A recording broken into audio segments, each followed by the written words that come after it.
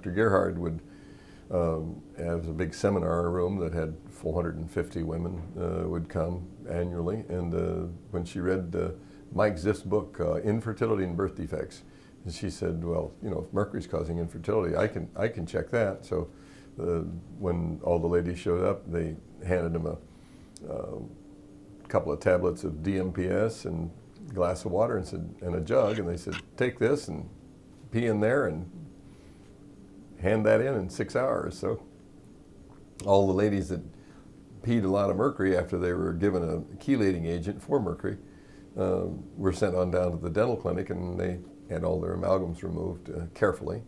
And within the following 12-month cycle, they had 80% spontaneous fertility with no intervention. And actually, they put them on birth control pills for 6 months because they noted that the blood level of mercury continues to drop for at least 6 months after all your amalgams are removed. So they wanted the blood level to be really low so that the fetus is not exposed. And like I said, 80% of them became spontaneously pregnant without any other intervention. That makes it the single most effective way to make infertile women fertile.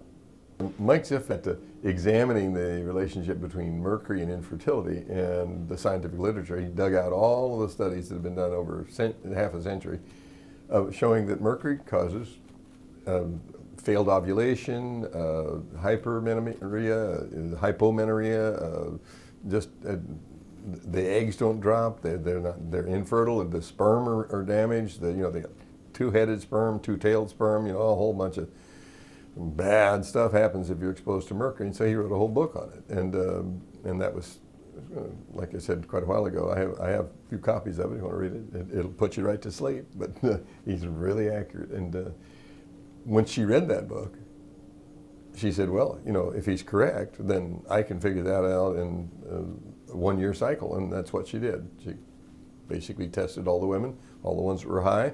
She removed the predominant source of human exposure to mercury, their fillings from their teeth, and then bingo, was able to achieve a spontaneous pregnancy without further intervention.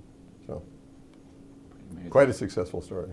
After I read Mike Ziff's book about infertility and birth defects, about 1990, a young lady applied for the job of my front office receptionist and manager. And my wife, Betty, and Cammie were just sitting chatting on the couch, and they got to talking about how many staff members I'd had over the years, because they move away because they were a wife of a Navy guy, or they get pregnant and have babies and all that stuff. And Cammie said, well, I won't be getting pregnant because I'm infertile. And she said, we've spent over $10,000 trying to get me pregnant, and I can't. So, Eddie and I will just be childless. And when I measured the mercury in her breath, her breath was over 100 parts per million every time she chewed. She only had 5 fillings, and they were the copper kind, so they're the shiny ones.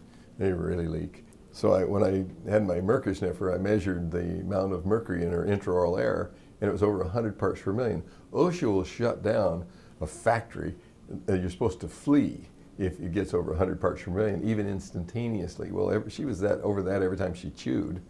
And so one of the few benefits of working for me was none of my staff had any mercury fillings in their teeth. And so if they wanted to get rid of them, I got rid of them. So we got rid of her mercury fillings. And I told her, like the Gerhard thing, to go on birth control pills because, you didn't want the kid to get pregnant while she was, still detoxing. And nobody ever listens to me, but okay, so she got pregnant and had twins. And then she said, oh, that's just a fluke. And so after the twins got old enough, she came back to work for me some more. And then, boom, she had to go away again and have little Mackenzie. So, she basically started popping out kids like crazy. So anyway, that's Cammie. Another assistant I had, her husband divorced her. He said he wouldn't be married to a barren woman. And like I said, one of the few benefits of being in my practice is you don't have any mercury fillings in your teeth. So we took all the mercury out of her teeth and put them in all nice white composite inlays. She looked beautiful. A third lady, I think she read something about mercury and infertility, and she wasn't even from San Diego. She drove down and wanted to know if I'd take her mercury fillings out. And I said, sure, have a seat. And we arranged to have her fillings removed and did it carefully. You have to protect them. You can't expose them to mercury when you take the fillings out. And she came back with her baby on her shoulder and a picture of the kid and said, hey, look, it worked. And so I like to say I have 6 children. None by me, but because I helped 3 infertile ladies have them by getting rid of the predominant source of human exposure to mercury.